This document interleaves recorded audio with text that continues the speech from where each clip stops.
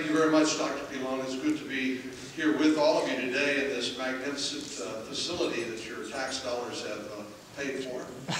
But it's, I want to also express my appreciation to Dr. Linchowski for inviting me today and for all the good work that's being done at the Institute of World Politics. And first of all, let me just say welcome to the United States Capitol. People tend to think all power in Washington emanates. Actually, under our Constitution, we have co-equal branches of government, but they depend upon the willingness of members of the legislative branch to assert themselves when they have a contrary or a different view. And I think you will hear a different view today than what we have heard expressed from the White House. Here in Washington, we hear a lot of discussion about the Iranian regime, but not nearly enough discussion about the Iranian people, their hopes, their dreams, and their aspirations. We hear a lot about Iran's nuclear weapons program, and yes, it is a threat, not only to our allies in the region, but also to the national security of the United States. We hear a lot without much effect, but a lot about Iran's support for Hezbollah, which has been incredibly destabilizing in the region. And we hear a lot about Iran's large oil reserves, the revenues that keep the repressive regime in power. And we hear threats from President Ahmadinejad himself, threatening to wipe out another nation in the region. I don't think we hear enough, though, about the direct consequences of Iranian aggression against members of the United States military, for example. We know that Iran is one of 4 states that is designated as a state sponsor of terrorism by the United States State Department.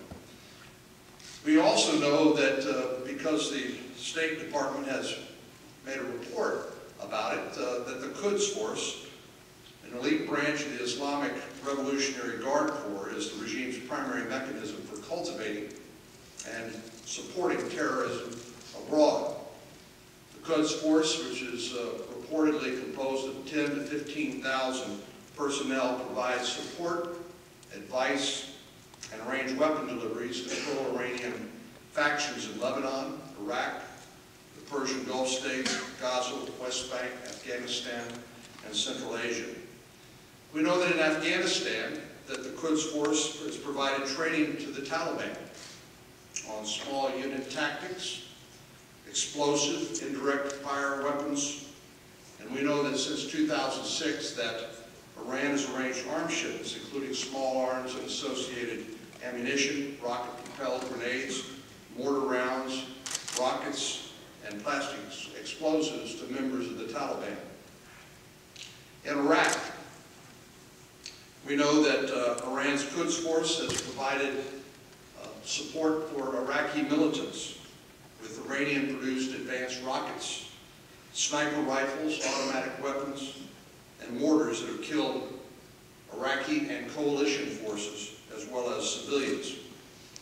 And we know that in particular, I recall, when we were trying to find a way to equip our American forces with protection against improvised explosive devices in Iraq, the explosively formed penetrators were specifically designed, a particularly lethal form of IED that was provided by Iran to Iraqi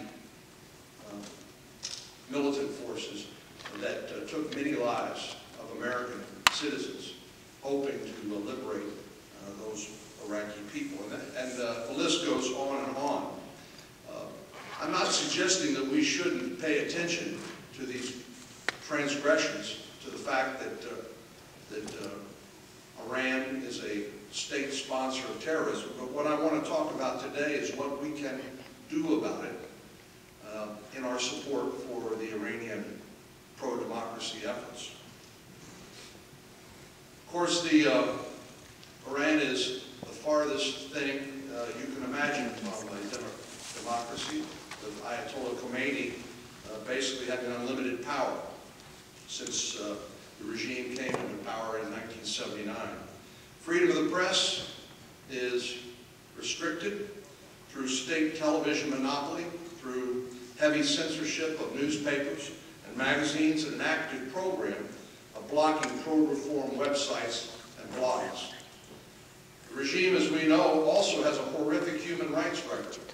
According to the State Department, the regime's human rights abuses include arbitrary arrest and detention, politically motivated abductions by its security forces, torture, persecution of women, as well as ethnic and religious minorities, unjust executions, and in fact, in 2008, Iran executed 6 persons under the age of 18, making it the only government in the world where it is permissible to execute children.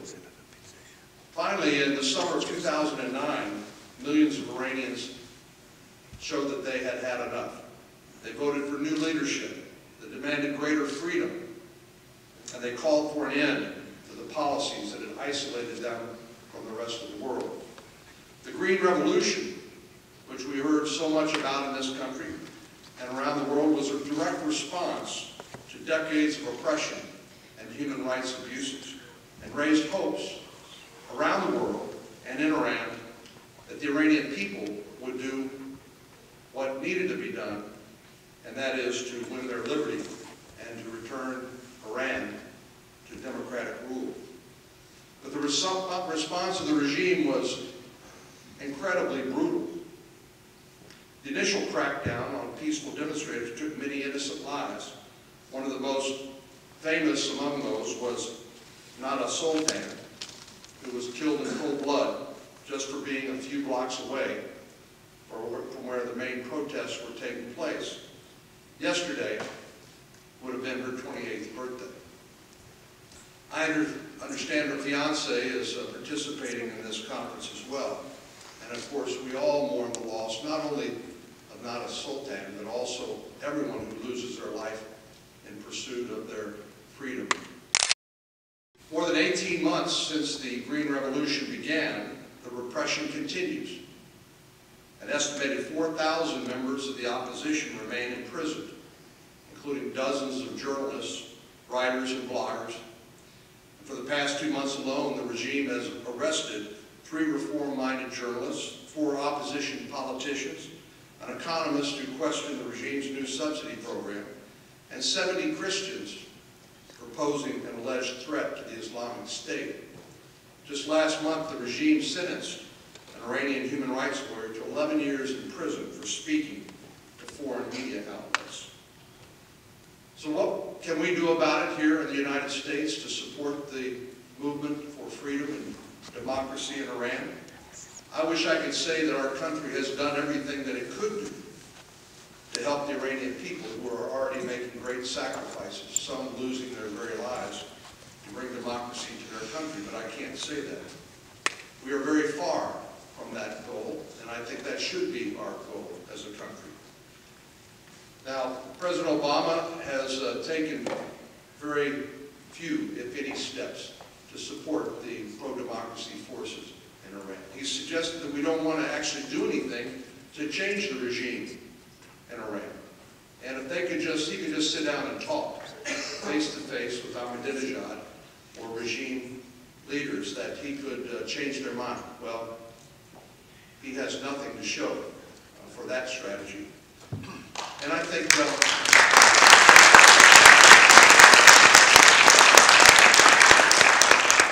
unfortunately, the President's response to the aspirations of the Green Revolution were especially weak.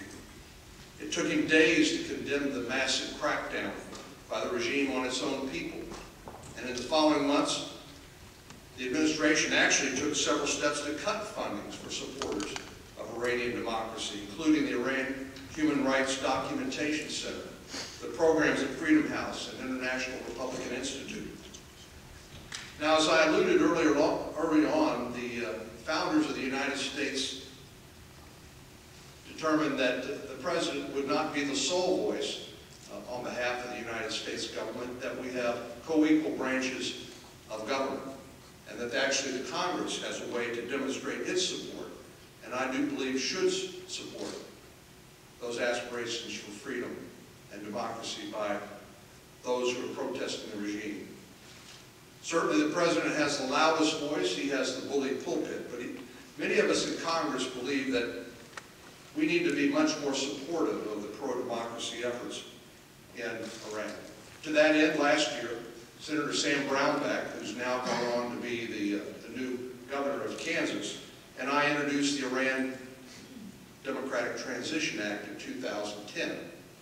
Our bill states that it should be the policy of the United States government to support the efforts of the Iranian people to establish a truly democratic and accountable government and free themselves